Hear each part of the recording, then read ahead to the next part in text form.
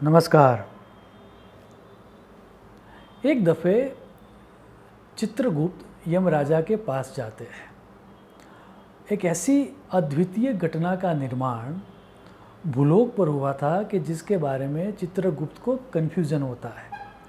अब जैसा कि हम सबको पता है कि चित्रगुप्त वो है जो हमारे सभी कर्मों का हिसाब रखते हैं और हमने जो भी कर्म किया उस कर्म का क्या फल मिलेगा, या कुछ घटना अगर घटित हो गई तो उस घटना का कर्मफल किसको जाएगा, वो जो अकाउंटिंग करने का जो काम है, वो जो बैलेंस रखने का जो काम है और उसका जो रिकॉर्ड रखने का जो काम है, वह काम करते हैं चित्रगुप्त।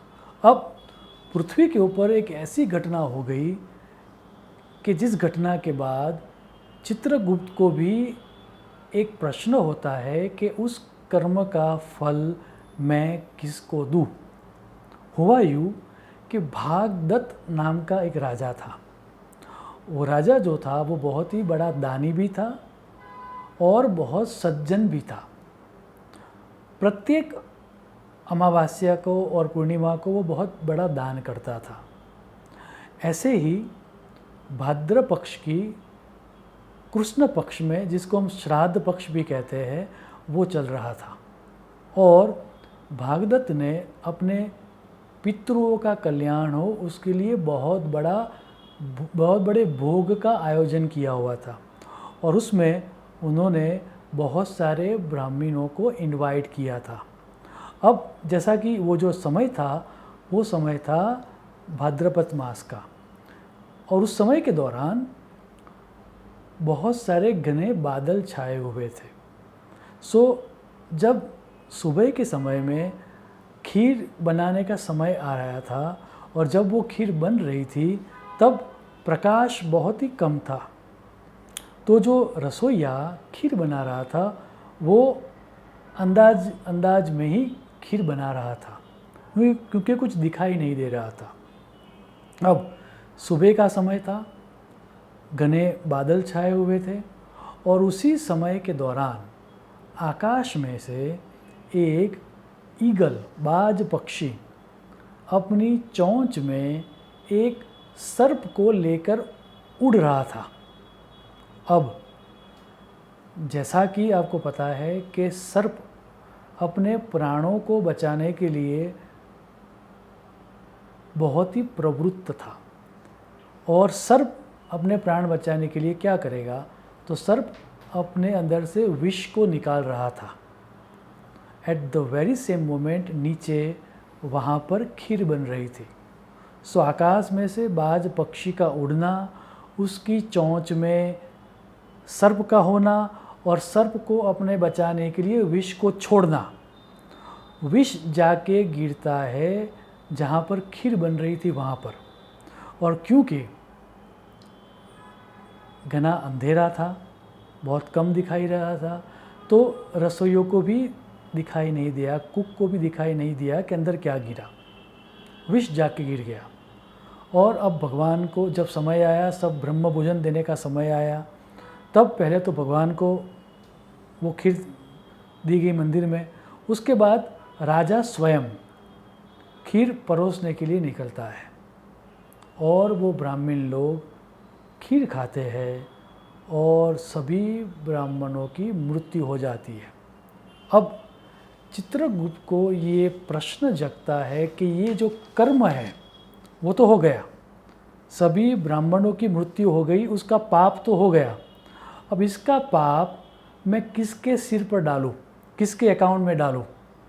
बाज पक्षी तो अपना फूड लेकर जा रहा था, तो वो तो अपने शरीर का पोषण कर रहा था, तो वो तो पाप नहीं कर रहा था।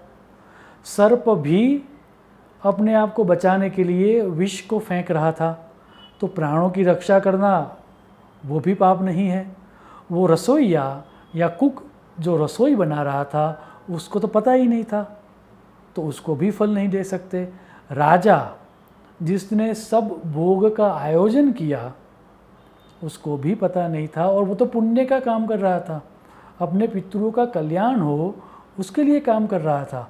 तो ये जो ब्राह्मण लोग मर गए उनकी मृत्यु का जो पाप पैदा हुआ वो मैं किसके अकाउंट में डालूं, ये प्रश्न था। जब ये प्रश्न लेकर वो यमराजा के पास जाते हैं तो यमराजा को भी लगता है कि ये प्रश्न तो बहुत जटिल है। ऐसा करते हैं कि मेरा पक्का मानना है कि कोई ना कोई ऐसा होगा जो इस पाप कर्म को अट्रैक्ट कर लेगा। तो अभी हम ऐसा करते हैं कि उस पाप कर्म को सेटल नहीं करते, आप उसको खड़े रखो, साइड में रखो, जब समय आएगा तब कोई ना कोई इस पाप कर्म को अट्रैक्ट कर ही लेगा। काफ़ी समय व्यतीत हो जाता है।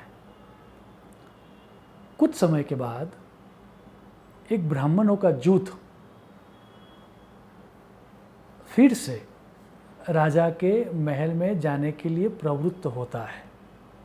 जब वो रास्ते में जा रहे थे तब चौराहे पर उनको कन्फ्यूज़न हुआ उन ब्राह्मणों के समूह को कि राजा का महल किस तरफ होगा। तो वहाँ पर एक कुब्जा नाम की स्त्री थी जो भीख मांगने का काम करती थी। तो ब्राह्मण लोग कुब्जा से पूछते हैं कि आप हमें बताओगे कि भागदत्त का महल किस तरफ है। तो चौराहे पर खड़ी हुई कुब्जा एक डायरेक्शन दिखाती है और कहती है कि उस तरफ जाओ, वहीं पर भागदत्त का महल है। जब वो लोग धन्यवाद कहकर जा रहे थे तभी कुब्जा ने बोला कि रुको।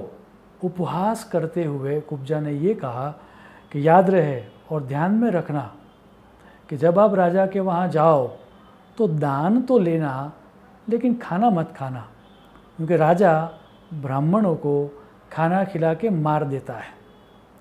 जैसे ही इस कुब्जा ने दोष दर्शन किया राजा का, जिसकी आवश्यकता नहीं थी, जैसे ही कुब्जा ने निंदा की जिसकी आवश्यकता नहीं थी, वो जो कर्म था ब्रह्म हत्या का, वो कुब्जा के अकाउंट में चित्रगुप्त ने डाल दिया।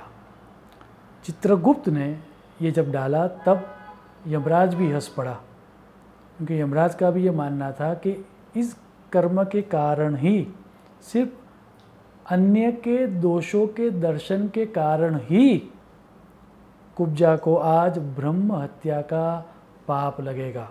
याद रहे, इसके बारे में शास्त्रों में बहुत विशदता से बात की गई है और आदित्य पुराण में उसके लिए एक स्पष्ट श्लोक दिया गया है। आप श्लोक देखें।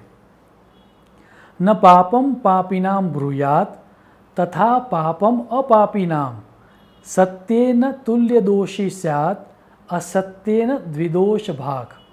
अर्थात किसी ने वाकई ही में पाप किया हो या फिर किसी ने गलती से पाप किया हो, इन दोनों अवस्थाओं में आपको उस पापी की निंदा नहीं करनी चाहिए, क्योंकि अगर आप निंदा करोगे तो उस व्यक्ति ने जो पाप कर्म किया है वो पाप कर्म का फल आपको भी मिलेगा।